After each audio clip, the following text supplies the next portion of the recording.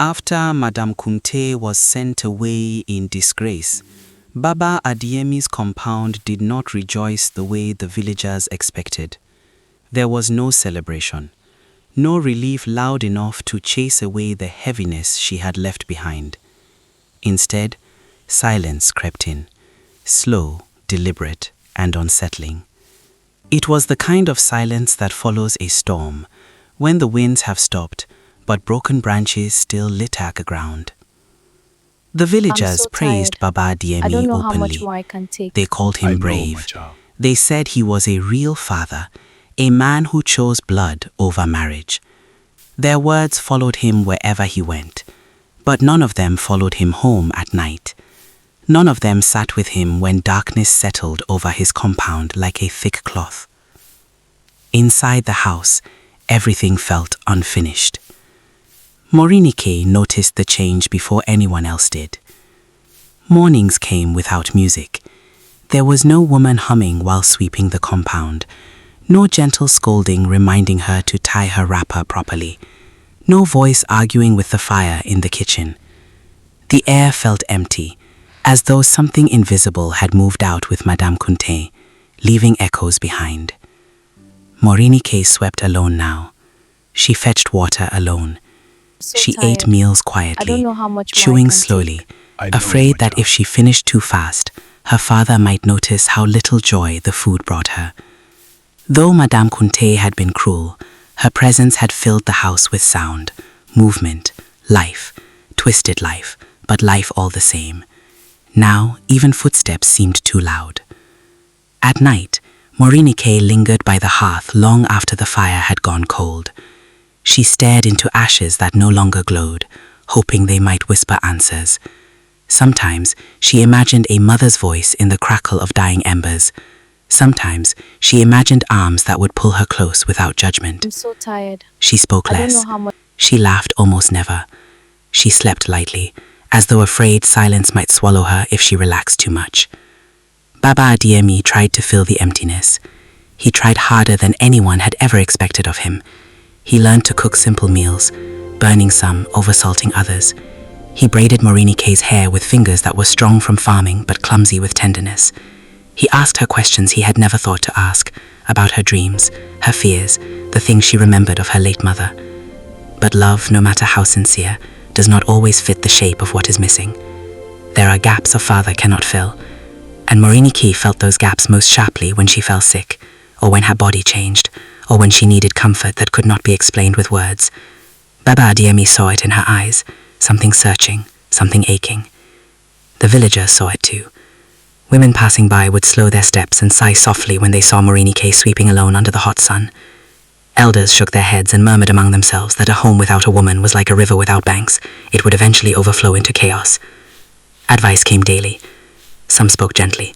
Others spoke as though they were issuing warnings. A girl needs a mother's hand. A man cannot guide a daughter through womanhood alone. Loneliness will break this child before you notice. At first, Baba Adiyemi resisted. The memory of Madam Kute still burned inside him. He remembered how trust had turned into regret. He remembered Morenike's tears. He remembered how close he had come to failing her. He feared inviting another storm. But loneliness has a patient voice. It speaks softly at night, when the house is quiet and doubts are loud. And concern, when repeated often enough, wears down even the strongest resolve. When Morenike finally asked one evening, her voice barely above a whisper, "Baba, will we ever have someone again?"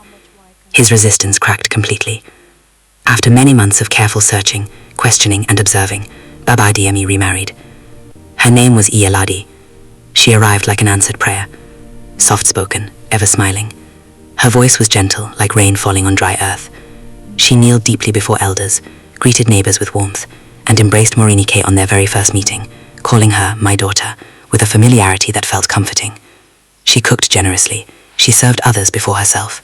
She praised Morenike openly, defending her whenever anyone spoke harshly. Compared to Madam Kute, Iyalade seemed like light after darkness. The compound breathed again. Laughter returned. Meals were shared.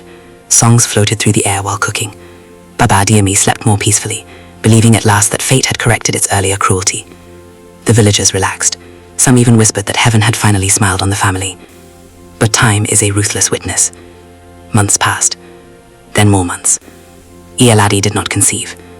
At first, she laughed it off, waving away questions with practiced calm. Children come when destiny allows, she would say, smiling. But behind closed doors, her laughter thinned. Her smiles became measured. Her eyes began to linger where they once passed freely. She watched Morenike. Too closely. Too often. Whispers crept into her thoughts, slow and poisonous. What if the girl was the reason? What if Morenike carried something dark?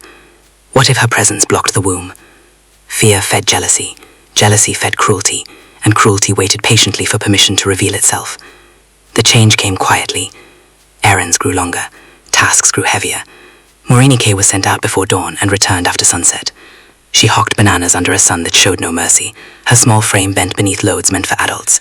She was sent to sell rocks and vegetables that no one wanted, and when she returned unsold, punishment followed. Food became selective. Others ate. Morenike waited. Waiting became forgetting. Forgetting became hunger sharp enough to blur her vision. When Baba Adiyemi was away, Iyalade's voice changed. Her hand was quick. Her words were sharper than any whip. You are the reason my womb is closed. You carry bad luck. You will not ruin my life. Morenike did not understand the crime she was accused of. She only understood pain. She walked miles on errands that led nowhere. She slept with aching muscles and an emptiness that even sleep could not fill. Still, she endured. She believed silence might restore peace. She believed patience was virtue. The villagers noticed again. They saw her grow thinner. They saw light drain from their eyes. This time whispers turned into fear. They remembered Madam Kute. They remembered how long they had waited before speaking. Then one evening, fate intervened. Baba Adiyemi returned earlier than expected. He found Morenike sitting alone, trembling with hunger, marks still fresh on her skin. No excuses could hide the truth anymore. It poured out, not in loud cries, but in quiet confession. Baba Adiyemi did not shout. His silence was heavier than anger. That night he confronted Iyalade. Her excuses fell apart like dry leaves underfoot. By dawn, her belongings lay outside the compound. Just like Madame Kute, she was sent away, without argument, without mercy. The villagers watched. This ends today, Baba Adiyemi said, his voice steady. My daughter will never suffer again in the name of marriage. From that day he made a vow that echoed beyond his compound. He would never remarry. Never again would Morenike's peace be exchanged for companionship. The house returned to silence. But this silence was different. It was safer. Yet scars remained. And some stories do not end. They wait.